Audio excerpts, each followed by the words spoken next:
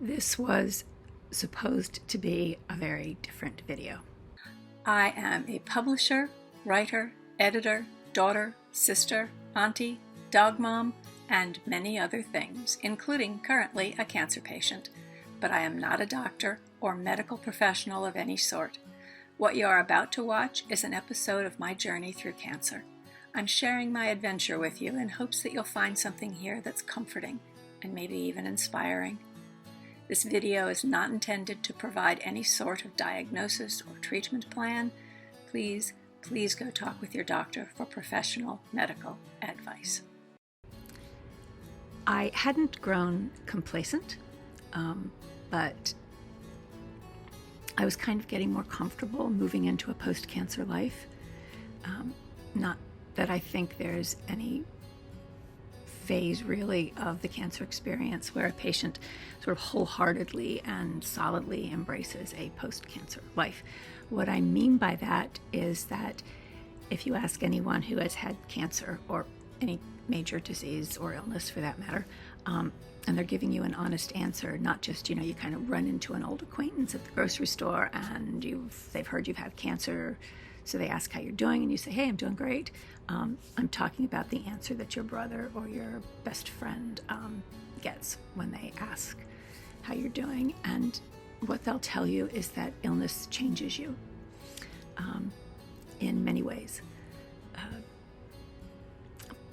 For instance, it doesn't necessarily make you a hypochondriac, but it attunes you so finely to the complexities of the human body and the ease with which something can go wrong within it.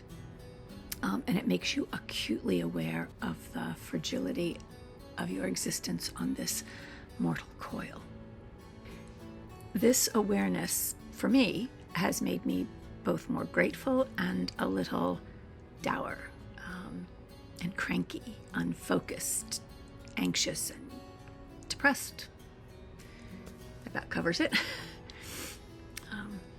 One of the parts that hit me the hardest was the PTSD.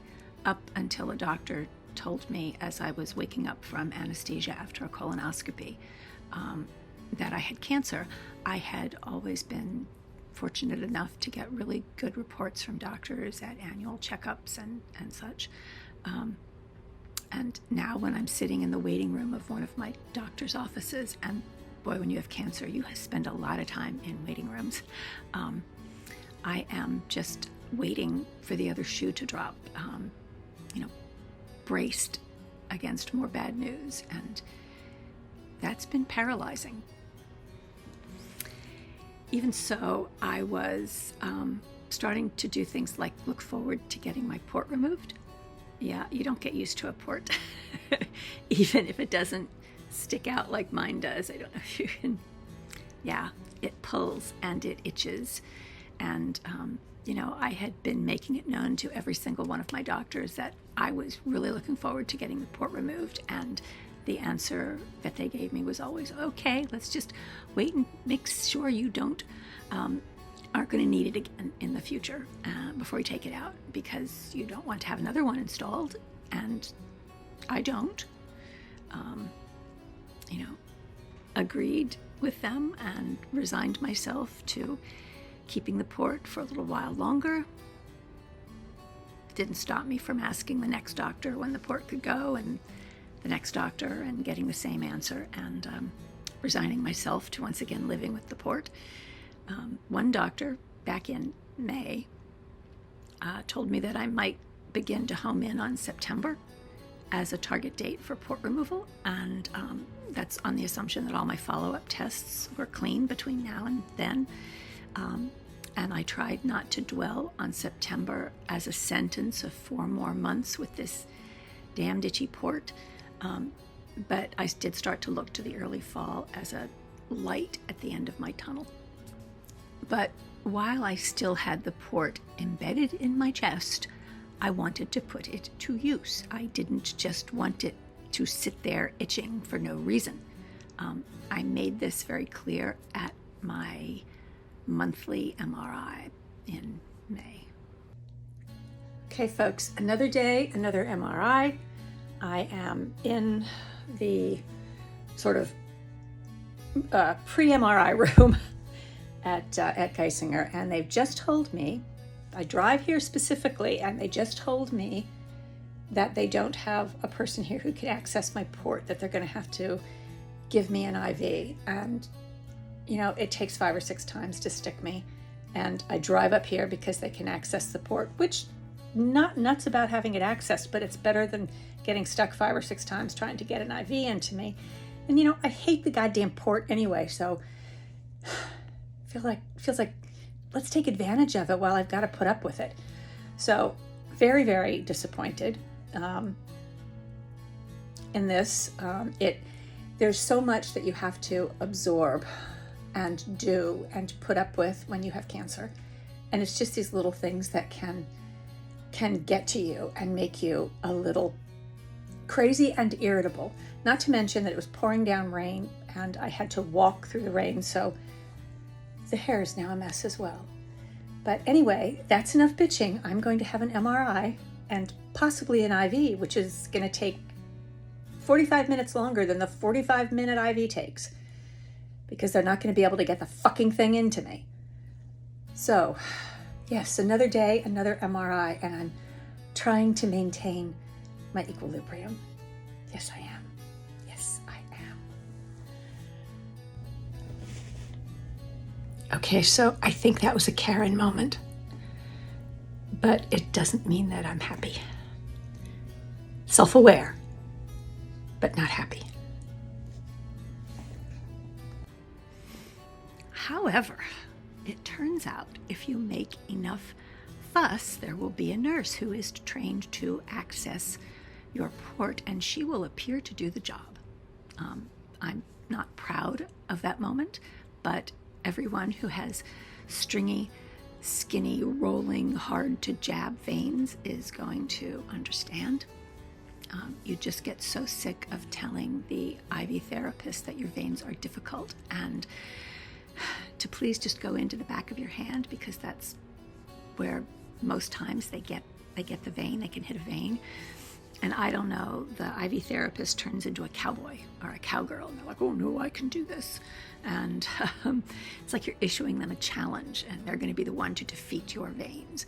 So they go in one elbow and they dig around for a few minutes, and then they can't get it, so they come out and they go into the other inside of the elbow and they dig around for a few minutes, and then they give up and they tell you that they're going to go get some other person who's got more experience or more expertise, and they're going to get it. So this other person comes in and they go into your wrist and they try, and then they go into your other wrist and they try, and they always end up, you know, in the back of your hand anyway.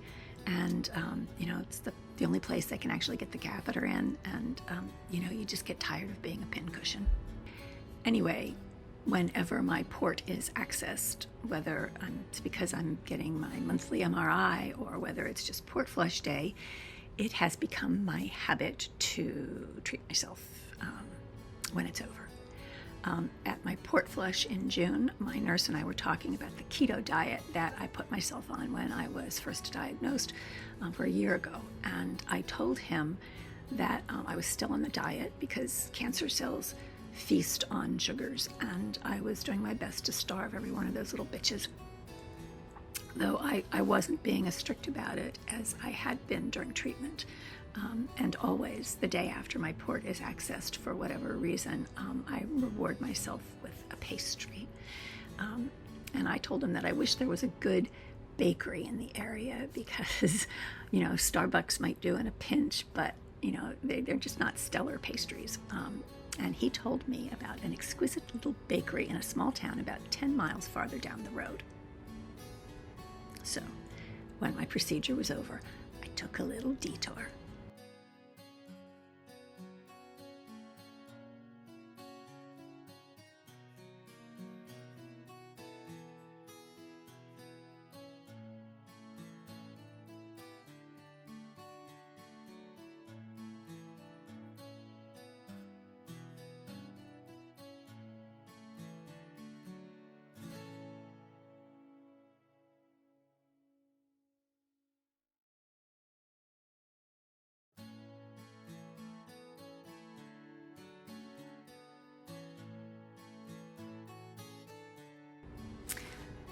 put my hand up there so you could see how big those sticky buns were. I mean, I had half of one and I brought the other half home. I mean, I'm not sure if that counts as one treat or two, but I had the other half the next morning for breakfast. You know, really 2 treats on 2 successive days. I was feeling flamboyant. And then my colorectal surgeon telephoned. She was worried about 2 lymph nodes that weren't resolving, and she wanted me to go for a PET scan. An MRI, magnetic resonance imaging, scans the body using magnets and radio waves to produce still images of the organs and the body structure. A PET scan, on the other hand, uses a radioactive tracer that's injected into the body, and that shows metabolic changes that occur in the body, in the organs and the tissues at a cellular level. MRIs can't show this much detail and at scale. So a PET scan is able to show diseases at a much earlier stage than an MRI. So I had a PET scan. Which of course involved another puncture of my port to get the radioactive stuff into my body. Okay, so the results of the PET scan. First, the good news. There is no more cancer that is detectable in my colon, and the 2 lymph nodes that had been in question are indeed resolving. So that's great. But wait, there's more. There are 4 other lymph nodes that the PET scan found that are problematic. 2 near my belly button and 2 in my chest cavity. Not my lungs, my chest cavity. This result could be indicative of several things. 1, that the lymph nodes are simply doing their jobs, cleansing the body of toxins and wastes, and keeping in mind that I've had a lot of toxins in my body in the last year, chemo, anesthesia, radioactive tracers, and that could be why my lymph nodes lit up like a Christmas tree on the PET scan. 2, these bright lit up lymph nodes may merely be indicative that I live in a certain area of the country. Where I live, there are apparently a lot of microscopic fungi in the air that we residents breathe in. And a nice thought? One of my doctors told me that if he put 10 of my neighbors through a PET scan, 6 of them would show similar signs that their lymph nodes are working overtime to rid the body of these local fungi. And third, there is a chance that my cancer has metastasized. Of course, I'm rooting for the fungi as the worst case scenario. But we aren't going to know until my new doctor, this one, a gastroenterologist, completes another biopsy. This one through a tube down my throat. I haven't yet met this gastroenterologist, but my oncologist, both of them, tell me that this guy they're sending me to is the best in his field. And they've already sent the results of my PET scan to him, and he has confirmed that he believes he can access the lymph nodes in question through this tube. And fortunately, I will be out, as in under anesthesia, during this entire process. I'm praying for all of this to come down to either really efficient lymph nodes or fungi particles.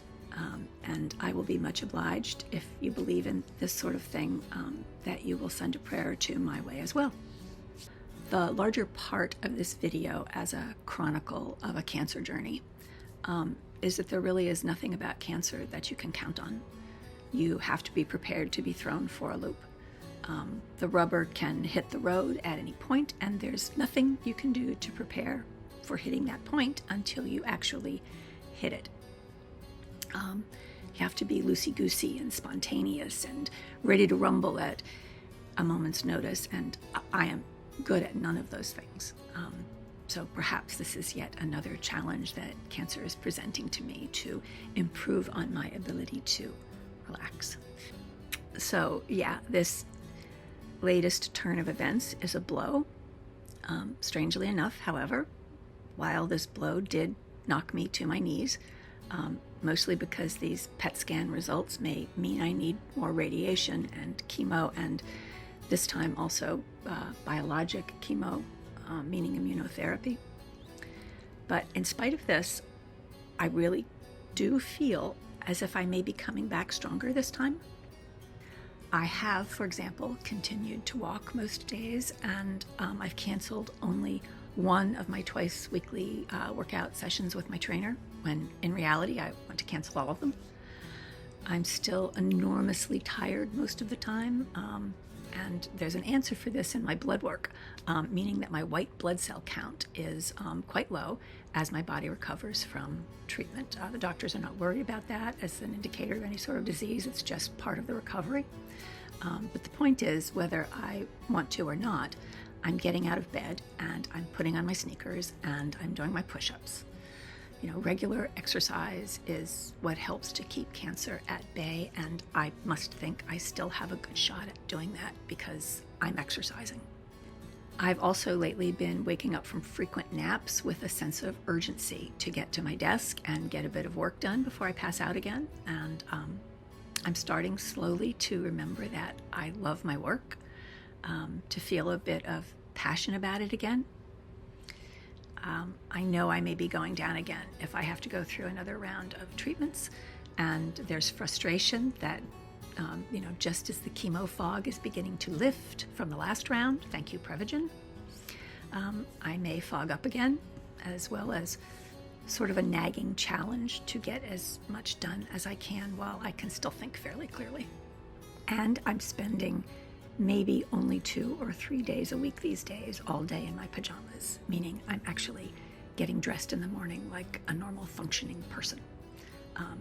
And I am ever so slowly starting to see my new workspace come together. It's definitely a work in progress. The art isn't hung. The tchotchkes aren't around. Printer isn't hooked up.